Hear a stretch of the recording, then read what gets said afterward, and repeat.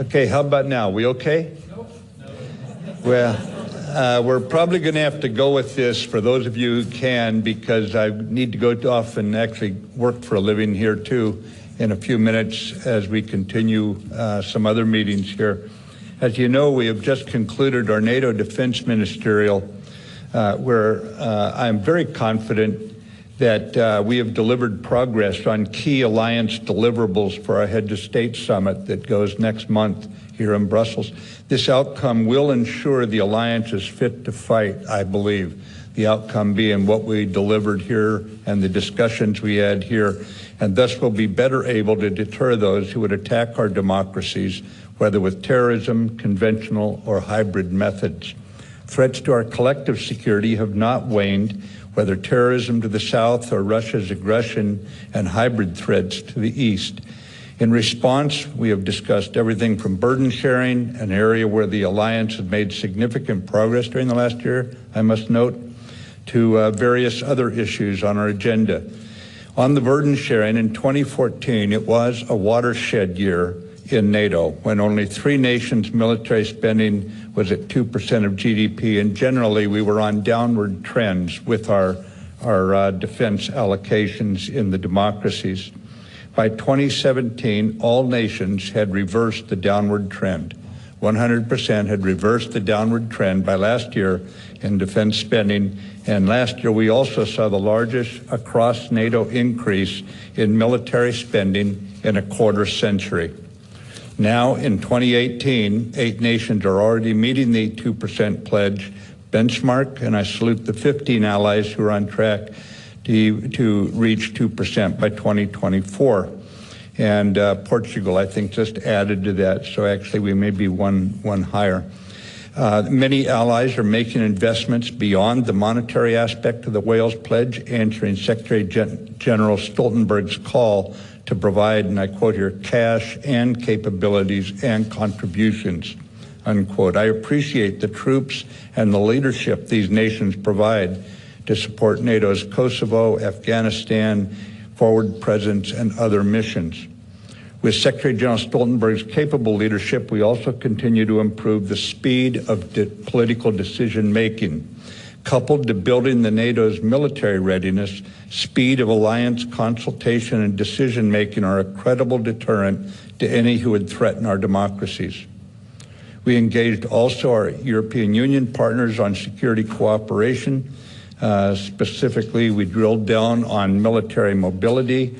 In our defense cooperation with the EU, NATO recognizes effective deterrence and defense depend on a transparent dialogue between us. We must demonstrate the political will among us to advance our security priorities. We also recognize that uncoordinated investments that waste resources or duplicate alliance efforts undercut our collective deterrence and defense posture. So we found further areas for cooperation and alignment of our 2 organizations. In the global fight against ISIS, we will continue to carry out operations necessary to crush the physical caliphate and prevent a resurgence of ISIS-Daesh. We will be unrelenting in our effort, working together with like-minded nations. We will target ISIS around the world, for this remains a global fight. To support these efforts, NATO is transitioning its current activity in Iraq into a sustainable training mission. In concert with the new Iraqi government, we will capitalize on Iraq's success and reinforce their long-term counterterrorism efforts.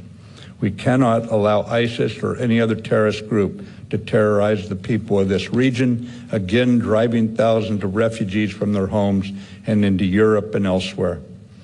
On our resolute support mission in Afghanistan, NATO's steadfast commitment and the implementation of our South Asia strategy have renewed stabilization efforts, now including additional significant development funding from India. Recently, Qatar and the United Arab Emirates have joined our ranks, bringing our coalition to a combined 41 nations for resolute support mission in Afghanistan. I should also note that Afghan security forces continue to improve.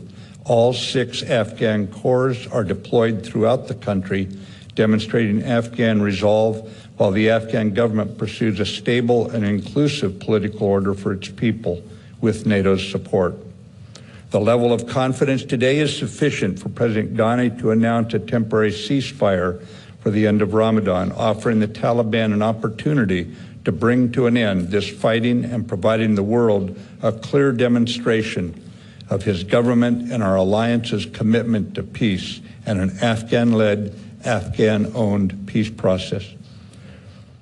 In summary, for nearly 70 years, the NATO alliance has served to uphold the values and the principles on which our democracies were founded. The American people remain committed to this alliance, and we look forward to working together to sustain our core function, which is the collective defense of our people while fostering peace and security. So thank you, and may I take your questions? So let's just keep our questions short given the earlier delay. But Terry? Terry Schultz with Deutsche Welle and NPR.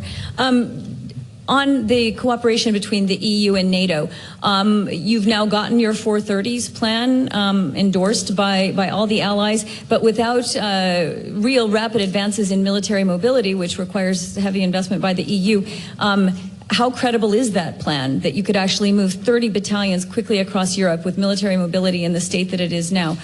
Do you trust that the EU will move fast enough on its infrastructure upgrades that are needed? Thanks very much. We could move our forces across Europe right now today. You've all seen it done. You've seen certain peacetime constraints on them. Those probably would not exist in the event of a crisis. Obviously, many of these are basically national requirements, customs requirements, that sort of thing. So we can do it right now. We're talking about setting up a process by which we make this the norm rather than simply a response in a crisis situation. But the improved readiness of our forces is a real demonstration of political will. Fundamentally, it's a demonstration that we will stand with our fellow nations in the event they're threatened, and yes, it is credible. Bob Burns, AP. Mr. Secretary, Bob Burns, Associated Press. A question for you about President Ghani's ceasefire. Of course, it applies only to the Taliban. I'm wondering what you feel, is there room to intensify, how much room is there to intensify the American counterterrorism operations against ISIS-K, and how much of a threat do they still pose, ISIS-K? Well, the NATO campaign is in protection of the Afghan people as we move toward a political solution.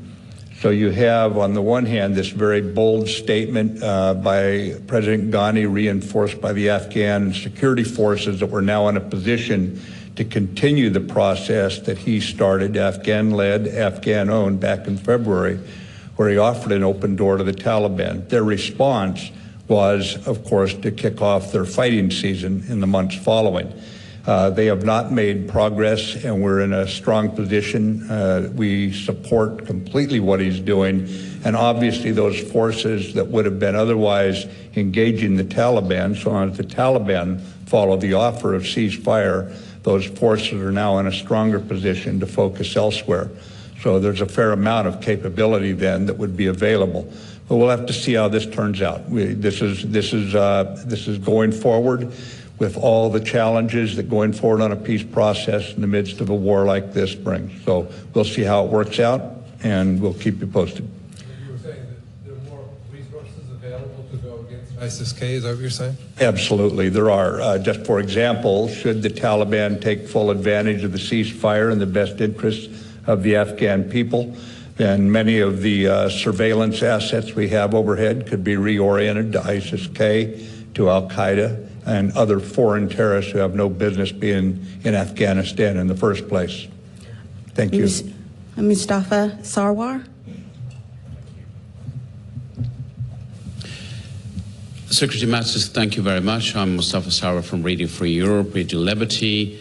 You know that one of the major objectives of President Trump's South Asia strategy was to weaken the Taliban in Afghanistan. But some in Afghanistan argue that the strategy has not been able to turn the tide against the Taliban as they have stepped up their attacks across the country.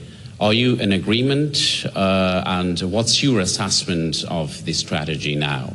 Yeah. Thank you. I think that one of the ways you can determine the efficacy of the strategy is that we have had other nations join. We have had other nations increase the number of troops that they are committing. We have had other nations contribute significant amounts of development funds. So what you're seeing are objective indicators of a subjective analysis that the strategy is on the right track by numerous other nations there in the region, but even more so from Europe to elsewhere out into the Pacific. So this is not a narrow view of that. It's actually improving further. You noted, and I know what you're driving at here, you said they have kept up their attacks. In fact, they have been unable to keep up their attacks.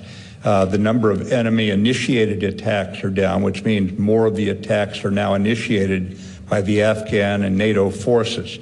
That in itself is an indicator of the initiative is shifting to those who are initiating the attacks. Further, the actual number of attacks this year are down from past years.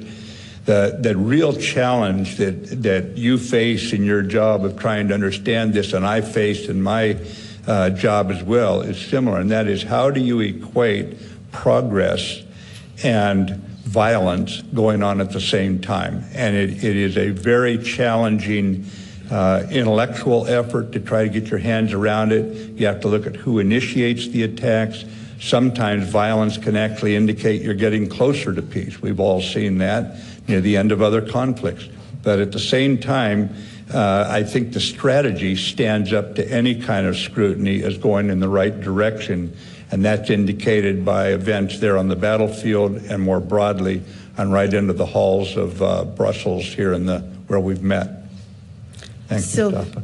Sylvie, AFP. Thank you, Mr. Secretary. I have a question about Syria.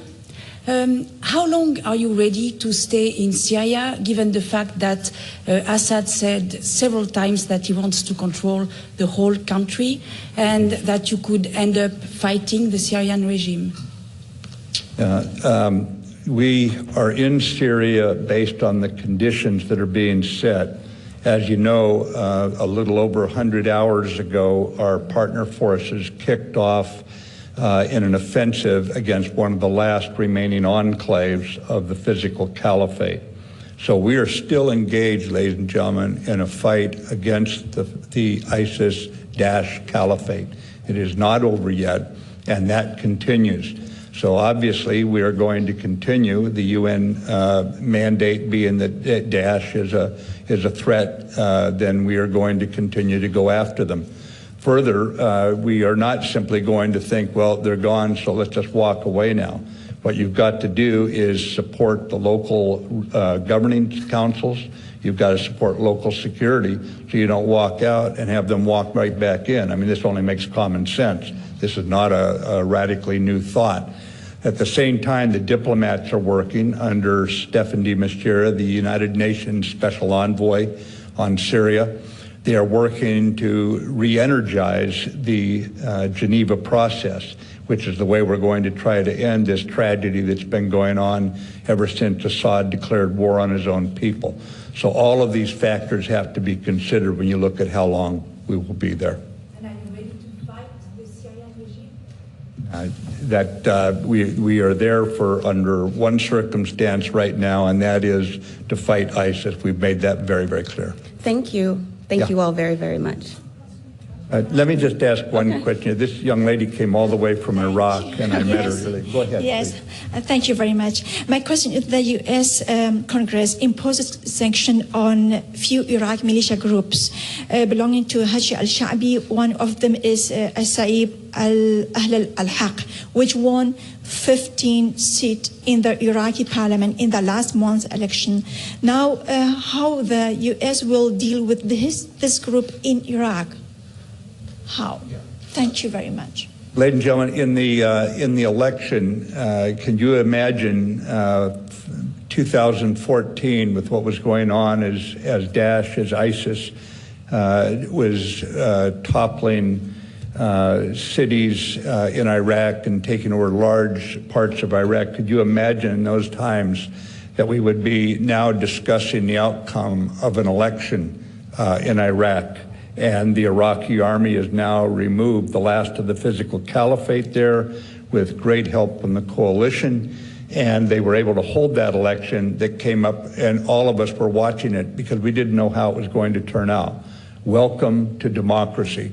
Perfect, imperfect, however you want to call it, welcome to a democracy in action. We will deal with the will of the Iraqi people. We will deal with those who come into the new government as it forms, and we will deal with them as a sovereign nation, and other nations, if they're not there at the invitation of the Iraqi people, the Iraqi government, they need to leave. We would only be there, the NATO mission, would only be there if invited by the Iraqi government. And so we'll have to give them some time to form the government, and then we will be able to determine our way ahead as an alliance.